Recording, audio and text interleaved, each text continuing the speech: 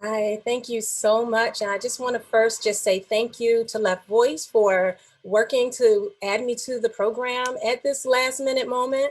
I want to thank you, Carmen, for your wonderful moderation. I want to thank the other panelists, Darren, Tristan, and Julia. You all gave such great remarks, and I'm going to I don't have a lot of time, but luckily you all said a lot of things, so I don't have to say those things. So hopefully I'll be able to get through all the things that I would like to communicate. I was asked to share my experience as a member of as a core organizer of one of the chapters that make up the BLM 10. The BLM 10 is a collection of 10 chapters that are a part of this larger network of chapters of Black Lives Matter who were forced ultimately to go public in order to hold Black Lives Matter Global Network accountable, because they were not willing to be accountable to any of our internal accountability processes.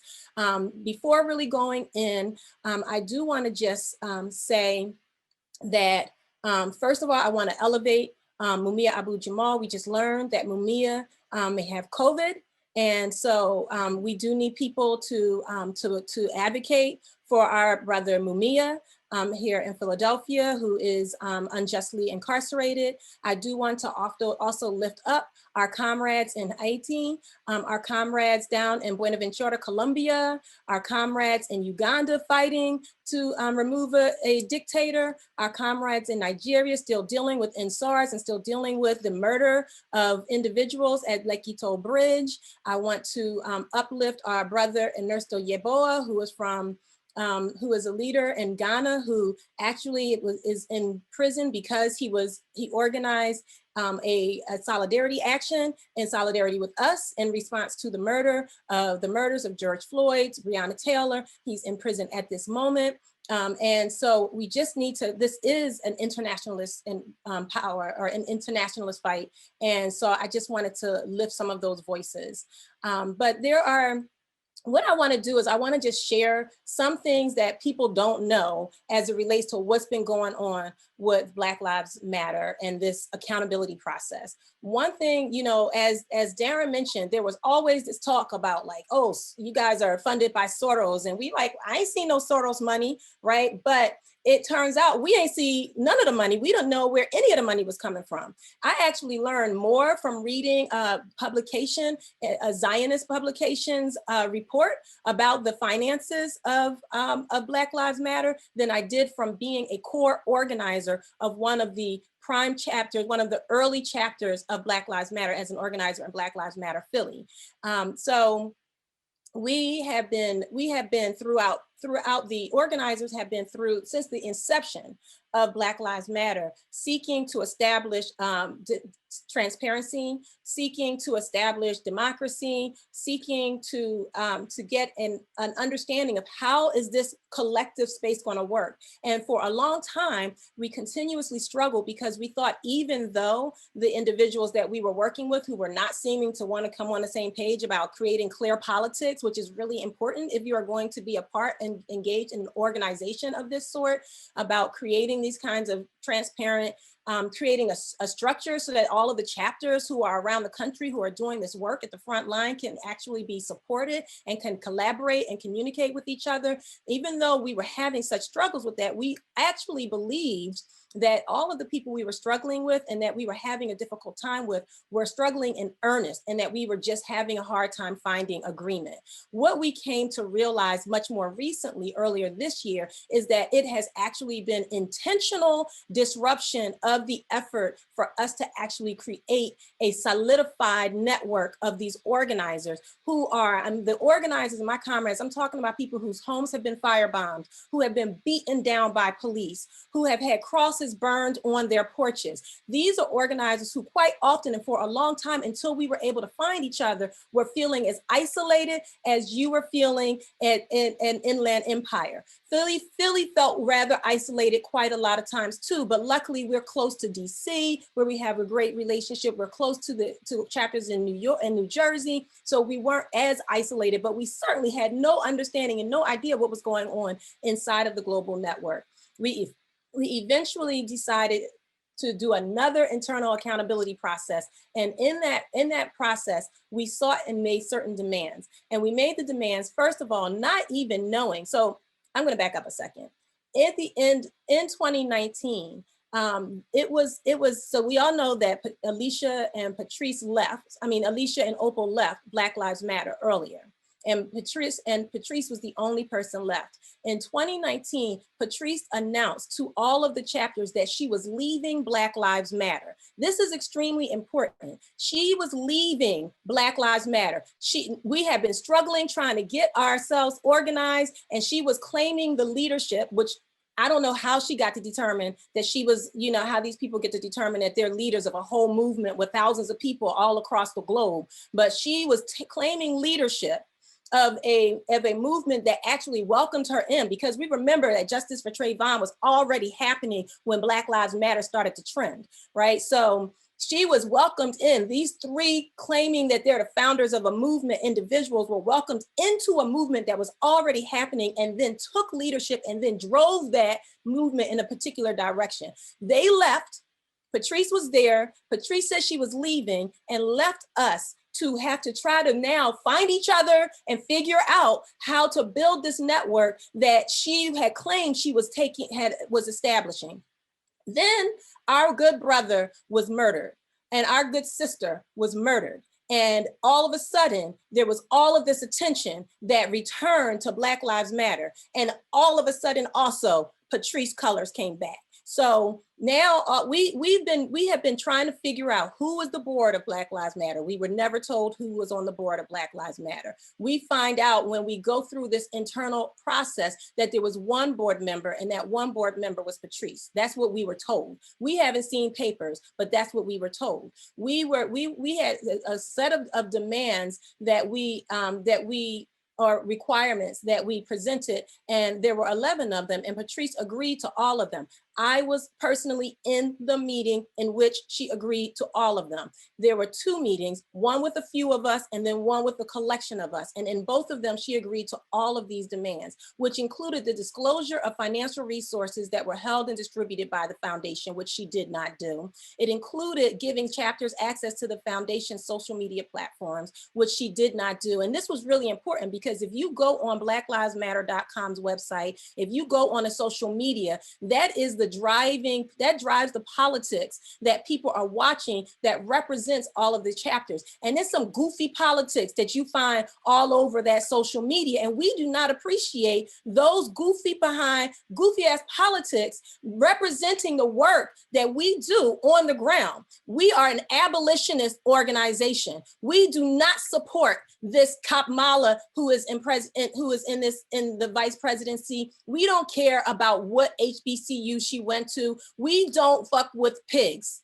So it doesn't matter if she's become the vice president or if she's wearing Chucks. We don't care about her pearls. What we care about is the lives of our family members in this country and around the world who are being murdered and being oppressed and being terrorized by this militarized system, which Kamala represents, along with Biden, along with the entire Democratic Party, which look at what it said in the campaign. It says what matters 2020, and all talking about all of these electoral politics. The thing is, all we were doing was like asking them, who is putting these campaigns together? Who is putting this information out here? Who is doing this in our name? Where is the authorization to determine that this is what is going to be what matters to Black Lives Matter? Who are you to decide that? And similarly to what Brother Darren said, who are they also to decide where our money goes? Because that is our money. That money is not, we're not even talking about just leave this money in the chapters, leave this and move forward and they got enough money. I appreciate that idea, Brother Darren, Comrade Darren, they got enough money and we can move now and make sure you donate your money to the chapters and to other organizers that are doing that work. And I agree as it relates to moving forward, don't give them motherfuckers no more money. However, let me say that the money that they have, that's our money too. They received that money on the credibility and the blood, sweat, and tears and all of the risks that we took on the streets, in the ground, at the frontline grassroots level. And so the demand of the community needs to be that they democratize those funds. Those funds, they don't get to spend any more of those funds. And who were they to decide where they were going to distribute those funds to? Not that I disagree personally with much of where they sent the funds, but who are they to decide? There are thousands of organizers around the country who are in chapters of Black Lives Matter who know of important work that is being done on the ground. And if there is $90 million in our hands, we need to be collectively deciding, as Comrade Darren said, where those funds should go. So those problems need to be addressed, and we as a larger organizing community need to, because as people said, we have family members who are dealing with housing injustice and housing insecurity. We have family members who are having to bail themselves out. We have family members who are dealing with COVID, and those individuals need to be supported, and our resources need to be used to support the needs of our community. No, Black Lives Matter is not dead. I saw that question in the chat. No, Black Lives Matter is not dead, because they are not Black Lives Matter. We are Black Lives Matter. We built this movement. That's why we don't change our name. People ask why you don't just change your name. Why don't you just disassociate? They need to disassociate. They need to say who they are, which is a new arm of the Democratic Party. The Black Lives Matter Global Network is the new NAACP, and they need to acknowledge that, and they need to recognize that. That's why they get all that money. They get so much of that. They get money from it. Let me say something else. If you watch how Black Lives Matter Global Network has moved as it relates to where their fiscal sponsorship has been, they moved from a fiscal sponsor that was charging them no money, but had on its board revolutionary radicals, and they moved from a different fiscal sponsor that became a launderer, basically, of funds, where funds could go to that fiscal sponsor and then move from that fiscal sponsor into Black Lives Matter without direct tracing. That is when one of the moments that it began to be clear, but we didn't know. When you look back in hindsight, it can be clear that more co-opting was going on, because once you begin to elevate certain individuals and claim them to be leaders, and once you begin to put them in a certain position, and then you start giving them access to important people, and you give them access to money, then you also gain control over them. So then they began to tell them where our movement was supposed to go. But of course we didn't follow, because we're not about that shit. So I'm just looking at a couple of notes. When Patrice announced that she was the executive director of Black Lives Matter, that she announced that after she had met with us in order to go through this accountability process that she did not finish. And when she when she told us, when we met with her, she had already established herself as executive director, had already been established as executive director, but was pretending and playing games until she could get the cover that she needed. The cover that she needed was established through Black Lives Matter grassroots. So if you want to understand where the community is that is actually moving and navigating things away from the actual community and the front line community, and helping to give cover for this, basically this theft of the movement, then you can look also at Black Lives Matter grassroots, which was announced in order to actually prevent the moving forward of our accountability campaign.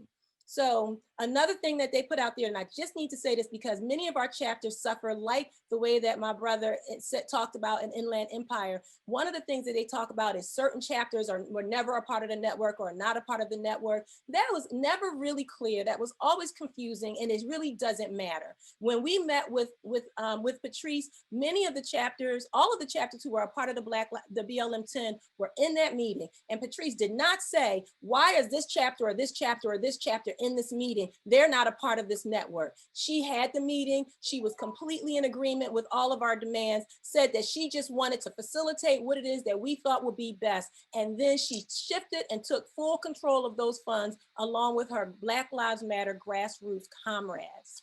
Look at things like when they put out an email and sent out an email that said, from the protests to the polls. This is counterinsurgency at work. If you look at the counterinsurgency program of the United States, one of the things that it talks about, and I actually pulled up something about it, it says right here that counterinsurgency is distinguished from traditional warfare due to the focus of its operations, a relevant population, and its strategic purpose to gain or maintain control or influence over and the support of that relevant population through political, psychological, and economic methods. So first of all, it says it's distinguished from traditional warfare. It is therefore, counterinsurgency is therefore identified and understood as a form of warfare, right? And then it says that it is different from traditional warfare because of the focus of its operations, which is a relevant population. And relevant meaning relevant to the actual country. So it's inside the country. So we have a community, a population of people who are rioting, and that is insurgency. And so that's the population that they are targeting for their counterinsurgency. And then from that relevant population, they have a strategic purpose, which is to gain or maintain control or influence over, and then the support of that population. That is what they have been doing through Black Lives Matter. They used that and the moving of money. They said they used economic, psychological, and political methods. So they send money in, they use that to be able to shift the politics. They then are able to change and redirect the driving and the conversation around what it means to be an organizer and activist in this movement in this moment. They create narratives. They think ahead of time of what it is that we would say. They go and say it first and then diminish it. So the ideas of like when we are out here fighting righteously and doing things like redistributing wealth because these mugs don't need to be keeping all of the resources up inside. Everybody needs to have some kicks. So why do you get to hoard the sneakers? Why do you get to hoard the things that people need? When people, YahNe, I'm so sorry. I'm sorry. All right, I'm gonna wrap it up. When we no, I'm just, yeah, I'm just gonna say, like, I really hate doing this. I'm sorry. No, because like obviously, as you can see from the reactions and things in the chat, people are in love with this. So like, no, like, but no, I do want to say we do want to get to the Q&A, but like it's just like a 1 minute time check is all. So okay. Well, I just was going to say that when they go through and look at how many people in our own community are coming around and telling us that these rioters are ruining the peaceful protest. What is the need for a peaceful protest? Why are we the ones that are pushing this idea of a peaceful protest? They are actually telling us what our narrative is supposed to be and what we're supposed to be saying. All of that is a part of counterinsurgency. And I just really want to make these points because we really need to examine what's been going on with Black Lives Matter within the context of counterinsurgency so that we do not allow them to do it. We are seeing in real time. We've read about COINTELPRO. We've read about it and when it was establishing, but we are actually living through and able to watch in real time this counterinsurgency process. And then we can learn from it so that we can actually build the revolution that is burgeoning, because we don't need to stop at just 1 or 2 police stations or 1 or 2 police cars. We need all of that shit to be on fire. And we do not need to allow them to stop us from pushing until everything is burnt down and we have built something that is new, just, and equitable, and in which all of our people are safe. The last tiny little thing I'm going to just remind us about is that we have to have this Pan-Africanist perspective, because this imperialist machine does not work if it cannot extract from the continent of Africa and our homeland. So we need to remember that we have to fight. Fighting for Africa is fighting for the entirety of the world. And I'm done. Thank you.